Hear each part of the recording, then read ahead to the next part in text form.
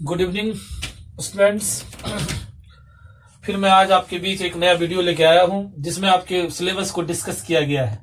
किस चैप्टर्स का कितना वेटेज है, कितना इंपॉर्टेंट है, वो मैं बताने जा रहा हूं। आप ध्यान से देखें और ध्यान से सुने, जिससे कि आपको ज्यादा से ज्यादा प्रॉफिट मिलेगा, ज्यादा से ज्यादा आपको फायदा मिलेगा इससे। बच्चों, आज मेरा ये स्पेशल क्लास है अकॉर्डिंग सिलेबस।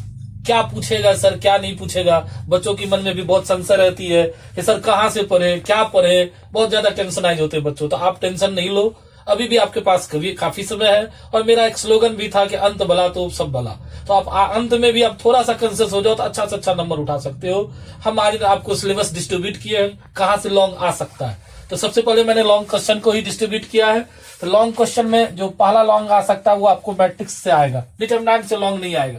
आप मैट्रिक्स को तैयार करोगे लॉन्ग के लिए, और वो भी मैं बता दूंगा किस चैप्टर से। मैट्रिक्स में भी किससे आता है, मैट्रिक्स में खास करके आपको इनवर्स निकालने से, फाइंडिंग इनवर्स आपको इनवर्स निकालने के लिए ए इनवर्स जो आप पढ़े थे, A inverse equals to adjoint of A by determinant of A वाला फार्मूला, जहां determinant of A not equals to 0 non singular होता है, इससे आएगा। और एक सिस्टम ऑफ लीनियर इक्वेशन था, सिस्टम ऑफ लीनियर इक्वेशन जो कई बार एग्जाम में पूछा भी है, क्वेश्चन बैंक में आप देखना, जिसमें हम लोग लेते थे formula x equals to A inverse B. तो ये चैप्टर से आपको लॉन्ग का जो है ज्यादातर आने की संभावना है, और आएगा भी। आप थोड़ा सा कंसियस रहोगे तो आराम से बना लोगे। डिफरेंशिएशन नेक्स्ट लॉन्ग जो मेरा बन रहा है, डिफरेंशिएशन में कहां से, तो ज्यादातर second order derivative, second and higher order derivative वाला जो चैप्टर आपका है वो बहुत इंपॉर्टेंट है। मीन वैल्यू थ्योरम डिफरेंशिएशन का मैं बता दूं आपको कि डिफरेंशिएशन में किस चैप्टर को ज्यादातर पढ़ना हमको, तो second and higher order derivative जो मेरा चैप्टर था, second and higher order derivative. तो इस चैप्टर से मेरे पास है जो कि आपको 5.76 में मिलेगा। और उसके बाद MVT मीन वैल्यू थ्योरम जो चैप्टर था, लास्ट चैप्टर था इसका, तो उससे लॉन्ग बनने की संभावना है, अदरवाइज लॉन्ग नहीं आता इसमें। एप्लीकेशन ऑफ डेरिवेटिव से जो एक लॉन्ग मैंने लिखा है वो दो ही चैप्टर खास करके है। पहला लॉन्ग आ सकता है मैक्सिमा और मिनिमा से, मैक्सिमा एंड मिनिमा। उसके बाद जो लॉन्ग आ सकता है वो है रेट मेजर से, या तो फिर रेट मेजर जो first chapter application of derivative का, उसमें भी एक दो क्वेश्चन लॉन्ग में आने लायक है। और एक लॉन्ग और भी इसके ऑप्शन में है, ये तीनों में से कोई एक चैप्टर से आ सकता है। एक है इंक्रीजिंग एंड डिक्रीजिंग से, अदरवाइज कोई लॉन्ग इससे बनने की संभावना नहीं है। जो टेंजेंट नॉर्मल का क्वेश्चन वो शॉर्ट में ही आपको आएगा, लॉन्ग में आने का चांसेस कम रहता है। ये तीन चैप्टर में कुछ लॉन्ग बनती है। इंटीग्रेशन से जो लॉन्ग बनती है खास करके वो तीन मेन टॉपिक से, इंटीग्रेशन में जो आपका लॉन्ग बनेगा वो तीन मेन टॉपिक से।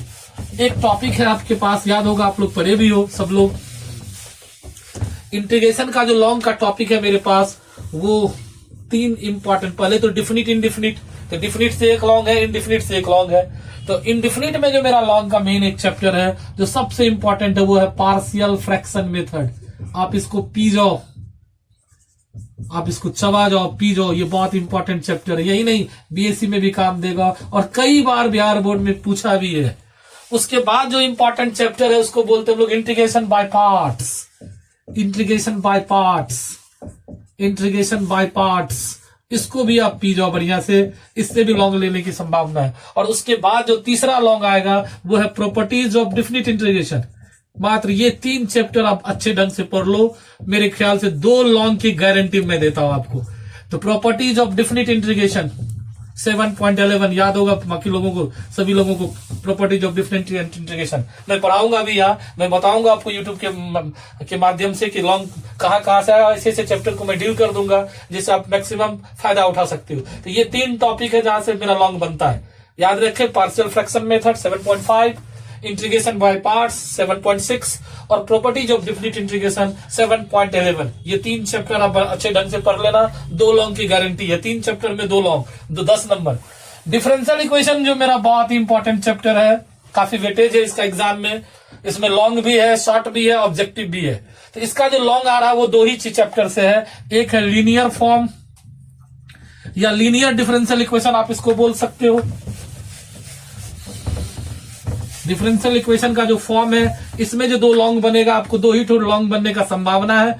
एक है linear differential equation, linear differential equation बहुत अच्छा क्वेश्चन है, बीएससी में भी आपको काम देगा, आगे जाके भी काफी जगह काम देता है। और एक है homogeneous linear differential equation, homogeneous differential equation, homogeneous differential equation. ये दो चैप्टर आप बना लो बढ़िया ढंग से। इसमें भी कुछ इंपॉर्टेंट क्वेश्चन मैं जब पढ़ाऊंगा तो बताऊंगा, उसको आप बना डालो, एक लॉन्ग की गारंटी है। और एलपीपी तो ग्राफ सब लोग जानते हो, तो एलपीपी से एक क्वेश्चन है, एक ही चैप्टर भी है, एक लैंग्वेज। तो लैंग्वेज वाला प्रॉब्लम बिहार बोर्ड में नहीं आता है, जो भी आ जाता है वो डिजिट के फॉर्म में आता है। और 3D और प्रोबेबिलिटी जो ऑप्शन में आपको होता है, 3D से जो आपका लॉन्ग बनेगा, 3D में दो ही लॉन्ग है, एक है शॉर्टेस्ट डिस्टेंस एसडी निकालने के लिए, दूसरा है प्लेन से रिलेटेड। ये मैं 3D का बता रहा हूं। प्रोबेबिलिटी में जो लॉन्ग पूछा जाता है, प्रोबेबिलिटी में जो लॉन्ग पूछा जाता है खास करके यहां, वो पूछा जाता है बेस थ्योरम से रिलेटेड, बेस थ्योरम से रिलेटेड, बेस थ्योरम, और फिर रैंडम वेरिएबल से रिलेटेड क्वेश्चन होता है। रैंडम वेरिएबल, कभी कभी मीन वेरिएंस से क्वेश्चन पूछा जाता है। यहां मीन वेरिएंस,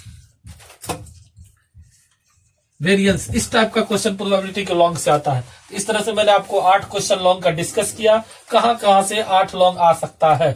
उसमें से आपको एक बार ध्यान रखेंगे, एग्जाम में 8 लॉन्ग पूछा जा रहा है, आंसर सिर्फ 4 का करना है।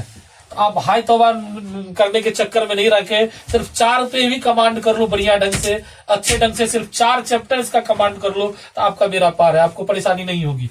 अब वो 4 चैप्टर जो आपको अच्छा लगे, एलपीपी बहुत आसान चीज है, उससे कर सकते हो आप।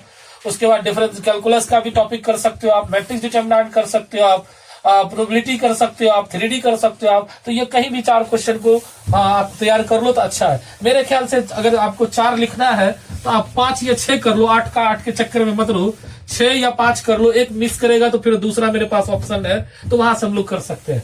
तो उस तरह से हमारा तैयारी अच्छा हो जाएगा। जैसे मेरे पास मान लो मैट्रिक्स डिटरमिनेंट का एक लॉन्ग कर लिए, मैट्रिक्स से एक लॉन्ग कर लिए, कैलकुलस का तीनों लॉन्ग कर लिए, तीनों चारों लॉन्ग कर लिए। तो कैलकुलस में डिफरेंशिएशन में लॉन्ग है, एप्लीकेशन ऑफ डेरिवेटिव में है, इंटीग्रेशन में लॉन्ग है, डिफरेंशियल इक्वेशन में लॉन्ग है। इतने करेंगे तो काफी है, एक एक्स्ट्रा एलपीपी रख लिए। 3D और प्रोबेबिलिटी से अगर लॉन्ग हम नहीं भी करते तो कोई दिक्कत नहीं है।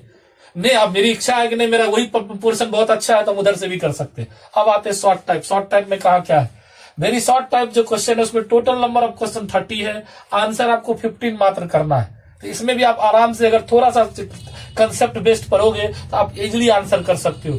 Unit 1 relation function binary operation से 3 वेरी शॉर्ट टाइप क्वेश्चन है। मैंने इसका लेक्चर लिया हुआ भी है, आप देख लेना मेरे वीडियो में। आपको इसका शॉर्ट टाइप और ऑब्जेक्टिव दोनों डिस्कस मैंने कर दिया है, तो इसको आप अच्छा से तैयार करना। 3 शॉर्ट इससे पकड़ा जाएगा आपको। इनवर्स ट्रिगोनोमेट्रिकल फंक्शन, इससे 2 शॉर्ट है, इसका भी मैंने लेक्चर ले लिया है। इसमें तो मैं लॉन्ग पे भी बताया था, लेकिन लॉन्ग इससे बहुत कम चांसेस रहता है आने का, तो इसको भी आप देख लेना बढ़िया से। मैट्रिक्स डिटरमिनेंट का वेटेज बहुत ज्यादा है, बहुत इजी चैप्टर है, 8 लॉन्ग शॉर्ट है, यहाँ से 8 शॉर्ट है, तो आप थोड़ा सा केयर करोगे तो भी आराम से ये 8 डिस्कस कर सकते हो। कैलकुलस का वेटेज यहाँ बहुत ज्यादा है, शॉर्ट में 10 शॉर्ट है, 4 डिफरेंशियल कैलकुलस से, 4 इंटीग्रल कैलकुलस से और 2 डिफरेंशियल इक्वेशन से। वेक्टर 3D से 4 शॉर्ट है आपको, वेक्टर से 2, 3D से 2, एलपीपी से 1 शॉर्ट है और प्रोबेबिलिटी से 2 शॉर्ट है। तो इस तरह से ये शॉर्ट का डिटेल मैंने किया है। और इस शॉर्ट में भी सिर्फ आपको 15 क्वेश्चन का आंसर करना है, 30 का आंसर नहीं करना, 15 को छोड़ना है। इसमें कोई भी अच्छे ढंग से अगर 3-4 यूनिट कर लो आप तो आपका बेड़ा पार है। मेरे ख्याल से अगर यूनिट 4 पे कमांड हो जाए और इधर से कोई भी एक यूनिट ले ले तो मेरा बेड़ा पार हो जाता है, ढेर पढ़ने की जरूरत नहीं है हमको। और ऑब्जेक्टिव का कट ऑफ क्या है, तो ज्यादा आपको फोकस ऑब्जेक्टिव पर करना है, इसके लिए आपको सारा टॉपिक पढ़ना होगा। लॉन्ग शॉर्ट में आप कट ऑफ कर सकते हो, सिर्फ फार्मूला बेस्ड जो है देख लेना है, और बाकी लॉन्ग के लिए सारा चैप्टर नहीं पढ़ के हमको सिलेक्टेड चैप्टर पढ़ ले तो मेरा पार हो जाएगा। ऑब्जेक्टिव के लिए हमको सारा चैप्टर का बेसिक कंसेप्ट होना चाहिए, फार्मूला होना चाहिए। ऑब्जेक्टिव यूनिट 1 से 10 है, मैंने ये बता भी दिया है, ऑब्जेक्टिव प्रैक्टिस भी करा चुका हूं मैं।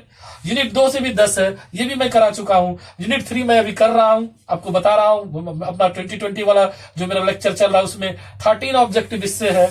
यूनिट 4 से आपका 40 ऑब्जेक्टिव है, बहुत ज्यादा वेटेज है, मैं आगे बताऊंगा इसके बारे में। यूनिट 5 वेक्टर 3D से 15 है, यूनिट 6 से 2 ऑब्जेक्टिव है और यूनिट 7 से 10 ऑब्जेक्टिव है। इस तरह से टोटल नंबर ऑफ क्वेश्चन इसमें 100 है। और अटेम्प्ट कितना लेना है, अटेम्प्ट केवल 50 लेना है। यहां भी आपके पास ऑप्शन काफी है, 50, केवल 50 लेना है। आप अगर ऊपर से ही 4 यूनिट पढ़ लो ना, काफी है। कायल हम उतना जो है पागल की तरफ पूरा सारा यूनिट को उपछे। सिर्फ अगर हम थोड़ा सा भी टेक्निक लगा के पढ़ते हैं तो 100 में 100 नंबर हम इजीली ला सकते हैं। ढेर पढ़ने के चक्कर में पता चलेगा कि हमको ना तो ये इधर से बन रहा ना उधर से बन रहा। इसलिए बच्चों अपने आप को फोकस करो, जो आपको इजी लगता है, जो चैप्टर इजी लगता है, मैंने वेटेज दे दिया यहाँ, कौन चैप्टर से क्या बनेगा, कौन से क्या नहीं बनेगा, उस चैप्टर को देखो कि किसको आप अटेम्प्ट ले सकते हो और वहां से आप अपना मार्क्स काउंट कर लो, उसी के अकॉर्डिंग पढ़ो। ढेर मतलब सारा यूनिट करने में आपके साथ परेशानी क्या होगी कि आप आगे बढ़ोगे तो पीछे भूलोगे, सारा रिजल्ट याद नहीं रहेगा। इसलिए आप ज्यादा से ज्यादा करने के चक्कर में ना पड़ो। मेरा एक अपना सजेस्ट है, क्योंकि आपके पास इस बार बोर्ड ने इतना जबरदस्त ऑप्शन दिया है कि आप 100 में 100 इजीली नंबर उठा सकते हो। कोई भी अच्छे ढंग से अगर 3-4 यूनिट ढंग से पढ़ लिए, बेसिक ढंग से अगर जो जो क्लास में पढ़ाए उसको कवर कर लिए, या फिर मैं सारा यूनिट का तो मैं अपना यहाँ वीडियो बना ही रहा हूँ, तो इसको भी अगर अच्छा से देख लिया, जिसमें इंटरेस्ट आपको ज्यादा है उसको अच्छा से पढ़ लिए, तो मेरे ख्याल से 100 में 100 कोई काल नहीं काटेगा, आपको इजी वे में 100 में 100 नंबर आएगा। तो बच्चों ये मेरा था आज का स्पेशल क्लास, जो कि मैंने आपको सिलेबस के अकॉर्डिंग बताया। फिर मैं इसके लिए मैं कई तरह का लेक्चर लेके आ रहा हूँ। एक मेरा क्लास स्पेशल होगा जो फार्मूला बेस्ड होगा, उसमें 3 लेक्चर में मैं सारा फार्मूला जो है 12th का बताऊंगा। एक लेक्चर होगा जिसमें खाली लॉन्ग का डिस्कस करूंगा मैं, और उसके बाद इधर जो मेरा 2020 सीरीज चल रहा है वो चलता ही रहेगा। तो थैंक यू बच्चों, आज मैं इस लेक्चर को यही रखता हूं, और आगे फिर आपको अगर अच्छा लगता है मेरा लेक्चर तो आप उसको मेरे YouTube को सब्सक्राइब करें, लाइक करें, और ज्यादा से ज्यादा लोगों के बीच शेयर करें, और कमेंट करें कि कहाँ आपको और ज्यादा चाहिए, कहाँ कम हो रहा है मटेरियल, या कुछ और मेरे से ग्रीवांस है तो आप बताएं, मैं उस पर खरा उतरूंगा, अच्छे से अच्छे चीज को मटेरियल ला के दूंगा आपको, और अच्छे से अच्छे ढंग से समझाने का प्रयास करूंगा। तो बच्चों आज मैं यहीं तक अपना लेक्चर को रख रहा हूं, इसके बाद एक नेक्स्ट टॉपिक के साथ फिर मैं आऊंगा आपके बीच। Thank you very much.